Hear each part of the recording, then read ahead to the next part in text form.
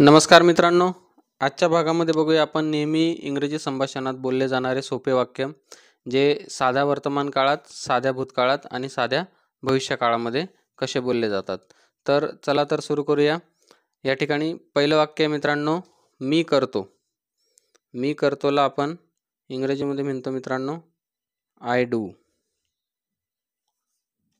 तेच आपण मी करतो हे जर भूतकाळात म्हणायचं असेल मित्रांनो तर ते कसं म्हणणार? मी केले. मी केले ज्याला आपण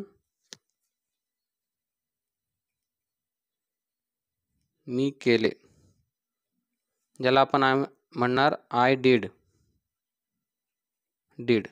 आणि भविष्यकाळामध्ये तेच वाक्य मित्रांनो मी करेल. मी करेल ज्याला आपण म्हणणार आय विल डू.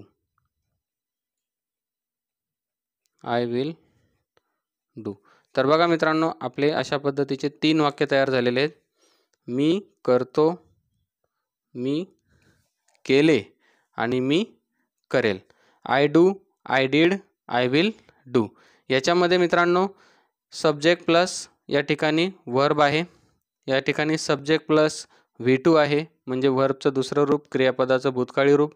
आणि या ठिकाणी आहे subject plus will plus do. मी करेल. करेलसाठी आपण घेणार आहेत मित्रांनो विल. आय शाल डू पण येतं, आय विल डू पण येतं. दोघांपैकी तुम्ही कुठलंही इंग्रजी संभाषणामध्ये वापर करू शकता मित्रांनो. तर अशा पद्धतीने आपण बघितलं की वर्तमान काळ, या ठिकाणी भूतकाळ आणि या ठिकाणी भविष्यकाळ. I do, I did, I will do. तसंच मित्रांनो या ठिकाणी मी धावतो तर आय रन. फक्त आपल्याला वर्ब जोडायचं आहे मित्रांनो. या ठिकाणी आय रॅन. मी धावलो, आय रॅन. मी धावेल, I will ran. Sorry, I will run. या ठिकाणी आय विल रन. इथं फक्त V1 येतं मित्रांनो. मी जातो, आय गो. मी गेलो, आय वेंट. मी जाईल, आय विल गो. मी विचार करतो, आय थिंक. मी विचार केला, आय थॉट. मी विचार करेल, आय विल थिंक.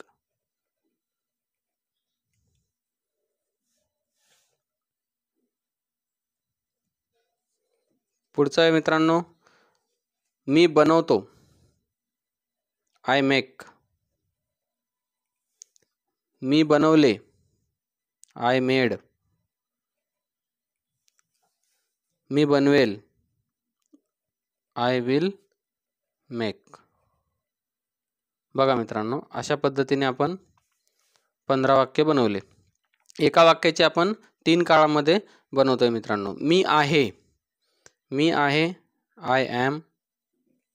मी होतो, आय वॉज. मी असेल, आय विल बी. मी खातो, आय ईट. मी खाल्ले, आय एट. याचा उच्चार एट करायचा आहे मित्रांनो. मी खाईल, आय विल ईट. मी पितो, आय ड्रिंक. मी प्यालो किंवा मी पिले, आय ड्रँक. मी पिईल, आय विल ड्रिंक. मित्रांनो, आपल्याला वर्ब क्रियापद म्हणजे काय हे माहिती असणं गरजेचं आहे इंग्रजी संभाषणामध्ये. त्याचं भूतकाळी रूप आणि भविष्य काळामध्ये शाल आणि विल लावतो आपण, ते माहिती पाहिजे आपल्याला. मला कळतं, आय नो. मला कळलं, आय न्यू. या ठिकाणी केचा उच्चार सायलेंट आहे म्हणून आपण आय न्यू म्हणतो. क्न्यू असं म्हणत नाही किंवा क्नो असं म्हणत नाही. के सायलेंट आहे. मला कळतं, मला कळलं की मला कळेल, किंवा मला समजेल. So I will know. मी म्हणतो, आय से. मी म्हटलो किंवा मी म्हणालो, आय सेड. मी म्हणेल, आय विल से. मी घेतो, आय टेक. मी घेतले, आय टूक. मी घेईल, आय विल टेक. मी आणतो, आय ब्रिंग. मी आणले, आय ब्रॉट. मी आणेल, I will bring. I will bring. मी लिहितो, आय राईट. मी लिहिले, आय रोट. मी लिहीन किंवा मी लिहेल, आय विल राईट. मला मिळते, आय गेट. मला मिळाले, आय गॉट. मला मिळेल, आय विल गेट.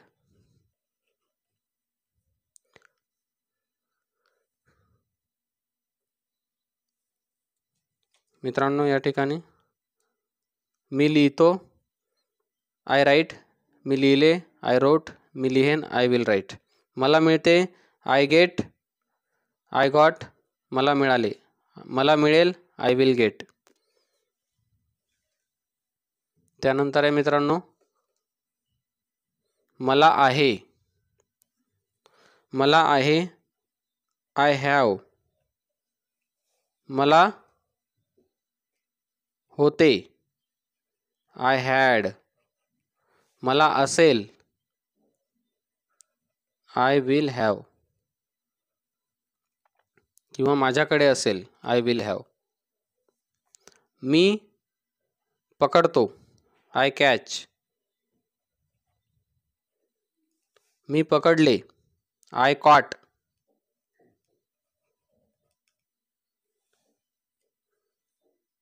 मी पकडेन, आय विल कॅच.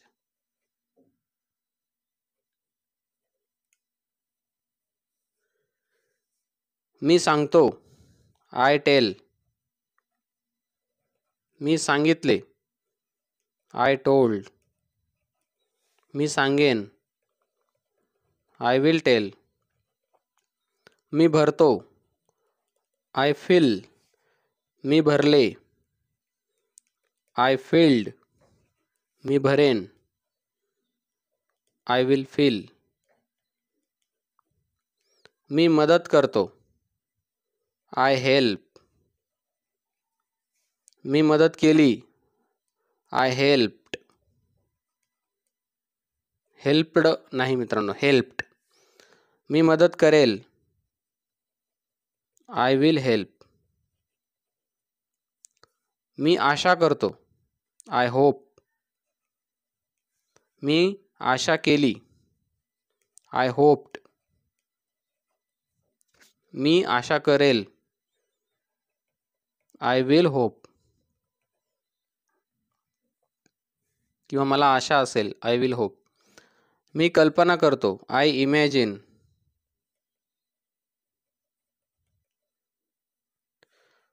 मी कल्पना केली, आय इमॅजिन्ड.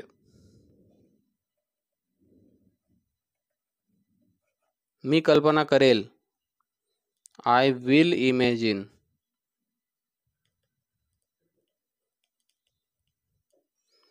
मी गुंतवणूक करतो, आय इन्व्हेस्ट. मी गुंतवणूक केली, आय इन्व्हेस्टेड. मी गुंतवणूक करेल, आय विल इन्व्हेस्ट.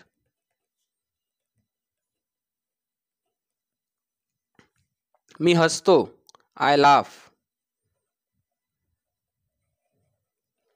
मी हसलो, आय लाफ्ड.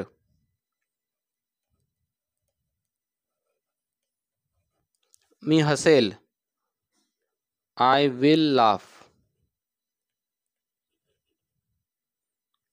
मी राहतो, आय लिव्ह. मी राहिलो, आय लिव्ड. मी राहीन, आय विल लिव्ह. मी चुकवतो, आय मिस. मी चुकवले, आय मिस्ड. मी बस चुकवली, आय मिस द बस. मी चुकवेल, आय विल मिस. किंवा माझी बस चुकेल असं म्हणायचं असेल तर I will miss the bus. मी खोटे बोलतो, आय लाय. मी खोटे बोललो, आय लाईड. मी खोटे बोलेन, आय विल लाय.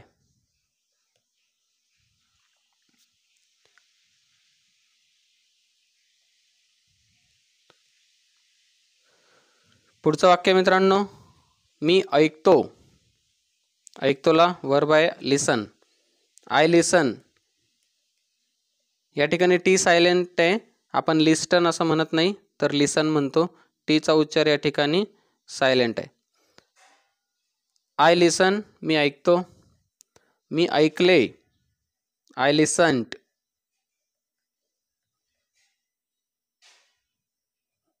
मी ऐकेन, आय विल लिसन.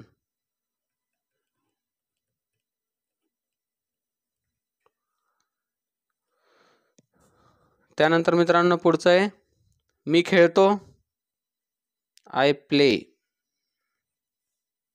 मी खेळतो, आय प्ले. मी खेळलो, आय प्लेड. मी खेळेन, आय विल प्ले. मी सिद्ध करतो, आय प्रूव्ह. मी सिद्ध केले, आय प्रूव्ड. मी सिद्ध करेन, आय विल प्रूव्ह. पुढचं वाक्य मित्रांनो मी दाखवतो, आय शो. मी दाखवले, आय शोड. मी दाखवेन, आय विल शो. मी आभार मानतो, आय थँक. मी आभार मानले, आय थँक्ड.